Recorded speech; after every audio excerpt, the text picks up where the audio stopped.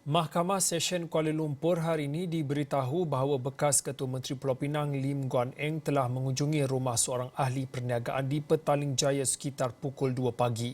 Saksi pertama pendakwaan Gitanjali Gosilia Katirvalu memberitahu perkara itu pada hari pertama perbicaraan 4 pertuduhan membabitkan pembinaan terowong dasar laut dan projek pembinaan jalan utama di Pulau Pinang yang dihadapi Guan Eng. Laporan lanjut bersama Hasimi Muhammad di Kompleks Mahkamah Kuala Lumpur. Teruskan Hasimi dengan laporan anda.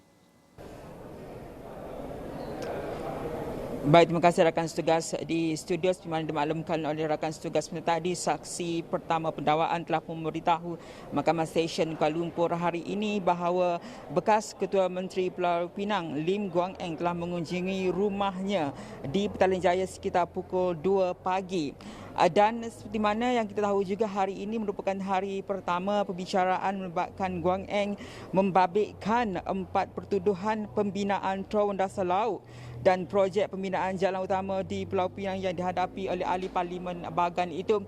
Dan di mana saksi pendakwaan pertama Gitanjali Gosilia Katirvalu telah pun dipanggil untuk memberikan keterangan sekitar 10.30 pagi tadi dan telah pun selesai memberikan keterangan beliau. Ketika ini saksi kedua pendakwaan sedang memberikan keterangan, dan kalau kita boleh melihat kepada saksi pertama pendakwaan Gitanjali, semana kita tekankan bahawa telah pun memberitahu Mahkamah Session hari ini bahawa Guan Eng telah hadir ke rumahnya awal pagi 2 pagi.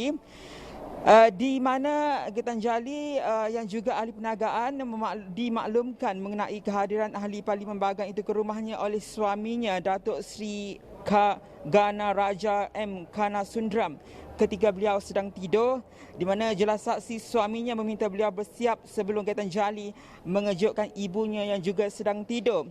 Dan kemudian beliau memaklumkan bahawa telah dikenalkan kepada Guan Eng oleh suaminya, yang mana turut hadir ketika itu ke rumahnya adalah seorang lagi individu yang dikenali sebagai Datuk Zarul Ahmad Muhammad Zulkifli.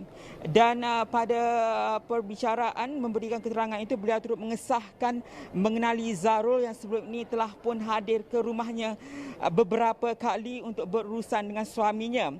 Dan dimaklumkan juga ketika hadir pada awal pagi itu, Guan Eng turut bertanyakan mengenai khabar beliau dan juga ibunya serta perkembangan semasa ketika itu, sebelum Gitanjali memaklumkan beliau menjawab segala soalan yang dikemukakan oleh Guan Eng itu dan hanya berbual kosong. Dan turut diberitahu Mahkamah Session hari ini bahawa seingat Gitanjali, Guan Eng yang juga bekas Menteri Kewangan hanya pernah hadir sekali sahaja ke rumahnya, sementara individu yang dikenali sebagai Datuk Zarul beberapa kali telah hadir ke rumahnya untuk urusan perniagaan bersama suaminya. Dan jelas saksi pertama pendakwa itu juga, beliau tidak tahu apa urusan mereka bersama suaminya selain tidak pernah menjemput Guan Eng ke rumahnya. Dan juga telah pun mengesahkan beberapa keping gambar kenangan telah diambil bersama Guan Eng yang dirakam oleh Zarul menggunakan telefon bimbitnya. Dan jelas saksi itu lebih kurang 30 minit selepas gambar tersebut diambil, suaminya meminta beliau dan ibunya untuk beredar kerana suaminya perlu berbincang perkara sulit dengan Guan Eng. Dan sementara itu, Gitanjali ketika disoal balas oleh Peguam Gobin Sing Dio yang mewakili Guan Eng mengakui bahawa pernah berjumpa dengan ahli politik lain sebelum ini beberapa kali, namun ditegaskan bahawa pertemuan itu berlaku kebanyakannya di pejabat dan bukan di rumah.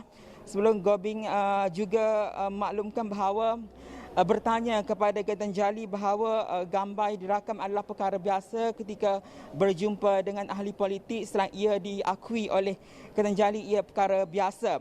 Dan boleh dimaklumkan juga, untuk perkembangan jam ini, Mahkamah Session hari ini turut akan melapangkan perbicaraan kes Guan Eng yang dijadualkan pada 28 dan 29 Julai ini bagi memberi laluan kepada Ahli Parlimen Bahagian dan juga Gobingsing untuk hadir pada sesi sidang Parlimen yang akan berlangsung pada hari tersebut, dan keputusan itu telah pun dibuat oleh Hakim Mahkamah Session Azura Alwi selepas pihak pendakwaan tidak ada sebarang bantahan sebab ia dikemukakan oleh Gobingsing Dio. Dan kita akan bawakan perkembangan mengenai pembicaraan hari pertama melibatkan kes Guang Eng ini di Astro Awani dan astroawan.com. Untuk jam ini kembali kepada rakan setugas. Baik, terima kasih Hasimi Muhammad yang membawakan laporan khususnya daripada Kompleks Mahkamah Kuala Lumpur.